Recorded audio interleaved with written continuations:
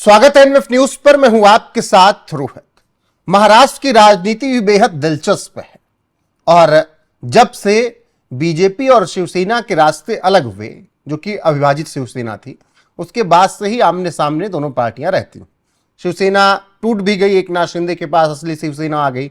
Shiv Sena UBT Uddhav Thackeray के पास है और ऐसे में समय समय पर देवेंद्र फडणवीस को लेकर आदित्य ठाकरे और उद्धव ठाकरे बयान देते रहते हैं। अब जब ऑपरेशन टाइगर इस वक्त चल रहा है, महाराष्ट्र में शिवसेना में शामिल हो रहे हैं यूबीटी वाले सांसद, विधायक, नेता, तो फिर एक और बयान आया है। यह बयान है उद्धव ठाकरे का। उन्होंने कहा है कि मैं बहुत बड़ा शुभचिंतक हूं देवेंद्र फडणवीस का। मैं सबसे पहले उनका सपोर्ट करूंगा जब उन्हें मुख्यमंत्री, प्रधानमंत्री का चेहरा बना दिया जाए। अब इसके बाद देवेंद्र फडणवीस ने जवाब भी दिया है कि मेरे पास 14 करोड़ लोगों का आशीर्वाद है, हमारे प्रधानमंत्री का, गृह मंत्री का प्यार है, सहयोग है, मेरे पर कोई काट नहीं सकता है। लेकिन उद्धव ठाकरे यह बयान देकर साबित क्या करना चाहते हैं? मेरे साथ बीजेपी के प्रवक्ता सुमित शशांक हैं, उनसे ही चर्चा करेंगे। सुमित जी, बहुत बहुत स्वागत है। धन्यवाद। उद्धव ठाकरे कौन सा खेल खेल रहे हैं देवेंद्र फडणवीस की इतनी तारीफ करके? देखिए, उद्धव ठाकरे की पार्टी पहले भारतीय जनता पार्टी के साथ, अब वो विगत कुछ दिनों से इटालियन राजमाता की चरण वंदना करते हुए दिखाई दे रहे हैं। उनके पिताजी ने जिस तरीके की लड़ाई हमारे साथ रह करके लड़ी, उसको धत्ता बता दिया, उनकी आइडियोलॉजी को धत्ता बता दिया और बता दिया पूरे देश को कि परिवारवाद का जहर कभी भी, और खास करके किसी के कुल और खानदान में जन्मने से ज्यादा इंपॉर्टेंट होता है व्यक्ति को अपनी प्रतिभा का कहीं ना कहीं लोगों के सामने उदाहरण के तौर पर प्रस्तुत करना और समाज में एक आइडियोलॉजी बनना। तो वो कर नहीं पाए अपने पिता की तरह। और कहीं ना कहीं आजकल चरण वंदना करते हैं किसकी? तो सोनिया गांधी। और एक कहावत भी है, संगत से गुण होत है, संगत से गुंजा। तो जिसकी संगत रहेगी, जिसका सोहबत रहेगा, चोरों और लुटेरों की सोहबत रहेगी, तो भाषा भी वैसी ही होगी।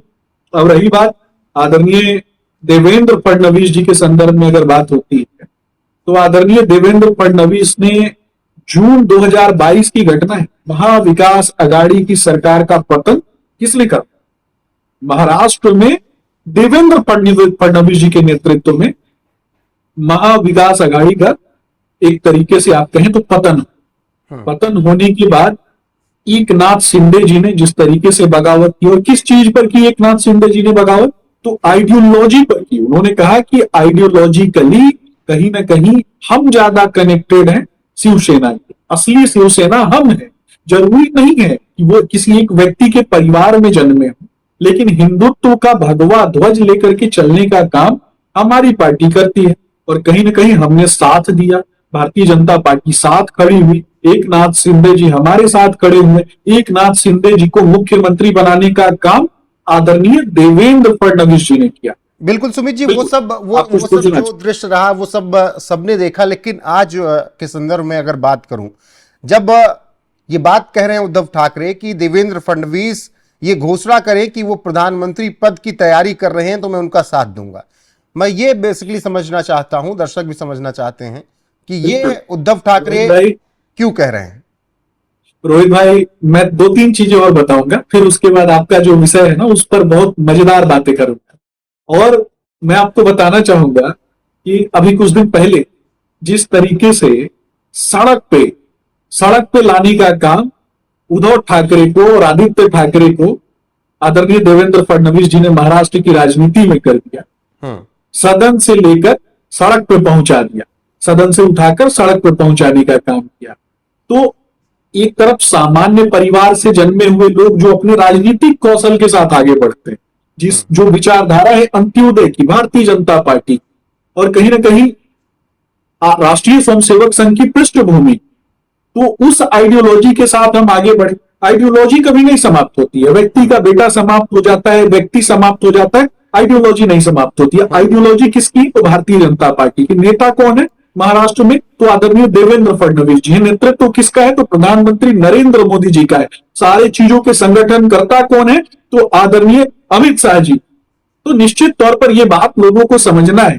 अब कहीं ना कहीं एक कहावत है, अंधा क्या जाने इतिहास बेचारा।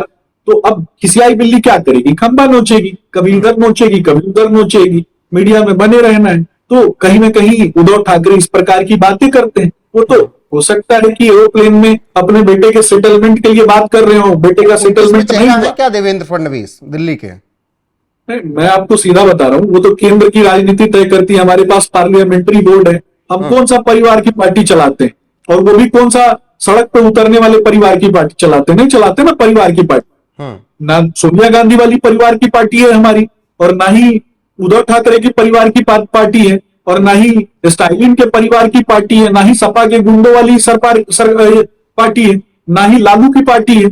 ये तो देश की पार्टी है, जनता की पार्टी है, भारतीय जनता पार्टी जनता की पार्टी है, जिसका पार्लियामेंट्री बोर्ड होता है, कोर कमेटी होती है, जो व्यक्ति लोकप्रिय होता है वो बनता है। आदरणीय प्रधानमंत्री नरेंद्र मोदी जी का नेतृत्व पूरी दुनिया जो है सबसे ताकतवर नेता के तौर पे देख रही है। और इधर जिसका नीचे से बिन पेंदी का लोटा वाली कहावत है ना, जिसका पेंदी ही गायब हो गया, जिसकी पेंदी में ही छेद हुआ, 72 छेद हो, वो इधर प्रवचन कर रहा है कि हम इनको बनाएंगे, हम उनको बनाएंगे। इनका एक नेता मैं बता देता हूं, संजय राउत की कहानी बता देता हूं। एक मूवी अभी आपने धुरंधर देखा होगा, धुरंधर में हमजा अली मजारी देखा होगा, वही मुझे दिखाई देता है पूरी की पूरी तरह।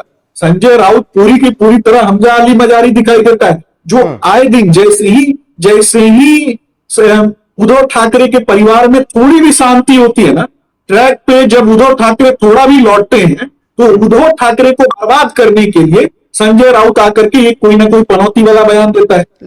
लेकिन आप लोग कह रहे हैं कि जनता की पार्टी है बीजेपी, और यहां पर सब कुछ तय होगा पार्लियामेंट्री बोर्ड में, लेकिन उद्धव ठाकरे की नजर में आप न जनता की पार्टी हैं, न भारतीय जनता पार्टी हैं, आप बाबर जनता पार्टी हैं। नहीं, मैं आपको बता रहा हूँ, बाबर से वो कनेक्टेड होंगे, वो कहीं ना कहीं अपने आप को बाबर से जोड़ के को बोला है, मैं तो इसलिए जवाब मांग रहा हूँ। वो देखते होंगे बाबर औरंगजेब के तलवे चाटने के लिए मजारों पर तो वो घूम रहे हैं, वो बताए ना। और इटली की राजमाता के तलवे वो चाट रहे हैं, जिनके पूर्वज जाके कहते थे उधर मजार पे जाके कहते थे, बाबर की मजार पे कहते थे ना कि नटवर सिंह की पुस्तक में आप पढ़ लीजिए, जो कहते थे कि भारत अब हमारे कब्जे में है, आप निश्चिंत रहिए। उन्हीं के तो तलवे चाट रहे हैं, चरण वंदना कर रहे हैं, आरती गा रहे हैं वहां पे, तो कम से कम, और टोपी पहन रहे हैं। तो जो टोपीधारी हो वो आकर के इधर प्रवचन करेगा? नहीं करेगा ना। ऐसे लोगों को महाराष्ट्र की जनता ने कहीं का नहीं छोड़ा है, दर दर का भिखारी बना दिया है। अब दर दर के भिखारी जो है कटोरा लेके भीख मांगते हुए गाना गा रहे हैं, और गाना गा रहे हैं तो कभी जिसकी तारीफ करेंगे वहीं से तो भीख मिलेगा। तो तारीफ कर रहे हैं भीख लेने के लिए, कोई प्रलोभन होगा, कोई लालच होगा कहीं ना कहीं। ठीक, बहुत शुक्रिया आपका सुमित जी हमारे साथ जुड़ने के लिए। बाकी जिस तरीके से उद्धव ठाकरे ने ये बयान दिया, और इसके अलावा उन्होंने एक गेम खेलने की कोशिश की कि देवेंद्र फडणवीस अगर प्रधानमंत्री पद के दावेदार के रूप में खुद को प्रस्तुत करें तो उसके बाद मैं उनका सपोर्ट करूंगा। आप उनकी राजनीति समझ सकते हैं कि किस तरीके से वो ये दिखाने की कोशिश कर रहे हैं कि बीजेपी में सब कुछ ठीक नहीं है, और मैं सबसे पहले सपोर्ट करूंगा अगर ऐसा होता है, अगर देवेंद्र फडणवीस खुद को चेहरा घोषित कर लेते हैं तो प्रधानमंत्री पद के लिए, उद्धव ठाकरे ने कहा। और इसके अलावा उन्होंने कहा कि चंदा चोरी के मामले में ये बाबर जनता पार्टी है, और तमाम ऐसे आरोप बीजेपी पर लगे, उस पर जवाब यहां पर सुमित शशांक ने दिए हैं। बाकी कमेंट सेक्शन में आप बताइएगा उद्धव ठाकरे ने जो बातें कही हैं, देवेंद्र फडणवीस ने जो जवाब दिया है कि 14 करोड़ लोगों का साथ मेरे साथ है, हमारे प्यार लोगों का है, महाराष्ट्र की जनता का प्यार है, आलाकमान का साथ है, मेरा कोई कहीं भी पत्ता नहीं काट सकता है। कमेंट सेक्शन में जरूर बताइएगा। बने रहेगा हमारे साथ लगातार। इस वीडियो में बस इतना ही। देश और दुनिया के हर एक अपडेट के लिए जुड़े रहिए। नमस्कार।